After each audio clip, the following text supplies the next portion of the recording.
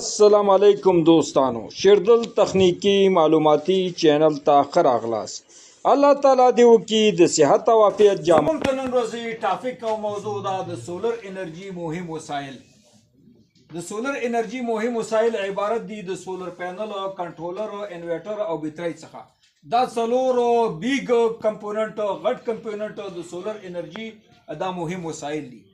راځو د دې د ویرینګ کنیکشن او ډایګرام ته. کله چې تاسې سولر پینل ته انورټر یا کنټرولر او یا بیټري نصب او کنیکشن کوئ نو تاسې څنګه کولی شئ چې دا ورته نصب او کنیکشن کوي. په دې وایټ بورډ باندې په دې ډایګرام کې تاسې وینئ اول تاسې سولر پینل په مسلسله توګه که دا 2 عدده وي، 3 عدده وي، 4 عدده وي، یا مطلب 10 او 20 داسې نور عددونه تاسې کولی شئ دا په مسلسله توګه باندې دا نصب او کنیکشن کوي لکه څنګه چې تاسې وینئ. دویم د سولر پینلو نه وروسته تاسې کنټرول چارجر به لرئ یا کنټرولر به لرئ. دې ته به چې کوم پازیټیو او نیګیټیو د سولر پینلو څخه راغلي اول پوزیشنونو ته، اول پینټونو ته یا اول هولونو ته دا به ورته نصب او کنیکشن کوئ. بیا کنټرولر د دوبینز ساحې ته دې ته به د بیټرۍ پازیټیو او نیګیټیو مثبت او منفي دواړه نصب او کنیکشن کوئ.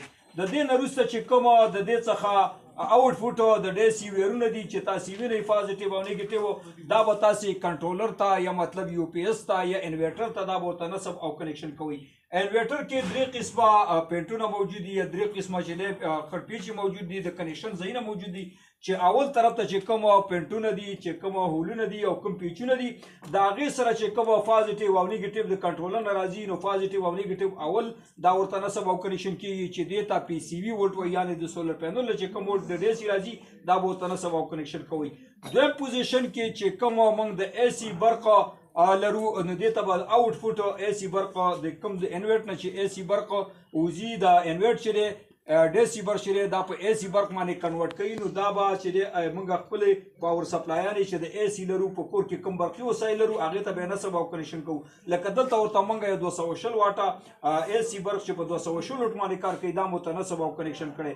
دلته دا دوه د ځایونه چې هولونه چې دي دا د دې په خاطر که چیرې ستاسې انورټ چې دی دا هایبریډ سولر سیستم ولري نو دلته 2 دانې هولونه په دې کې تاسې د واپډانه چې کوم برق راځي تاسې کولی شئ دې ته نصب او کنیکشن کوئ. نو د دې کار او فعالیت داسې دی چې کله د لمر وړانګې موجودې وي نو سولر پینل چې دي دا هم انورټ ته برق ورکوي او هم چې دی بیټري چارجوي.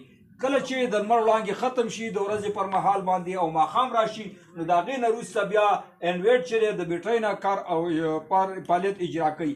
مطلب کله چې شپه شي انورټر چې دی دا د بیټرۍ څخه کار او فعالیت اجرا کوي او کله چې ورځي د سولر پینلو څخه کار او فعالیت اجرا کوي. نو په دې طریقې سره تاسې کولی شئ د هر قسم انورټر او یو پی ایس او کنورټر دا خپلو سولر پینلو او بیټریو ته نصب او کنیکشن کوي او په دې طریقه باندې تاسې کولی شئ د کور هر قسم برقي وسایل چې په اے سی برق باندې کار او فعالیت اجرا کوي دا ترې ولګوئ او په نورمال ډول باندې د دې څخه استفاده وکړئ. نو دا وه زموږ د نن ورځې ټاپک او موضوع چې د سولر انرژي د مهمو وسایلو او د دې د ویرینګ کنیکشن او ډایګرام په رابطه باندې وه.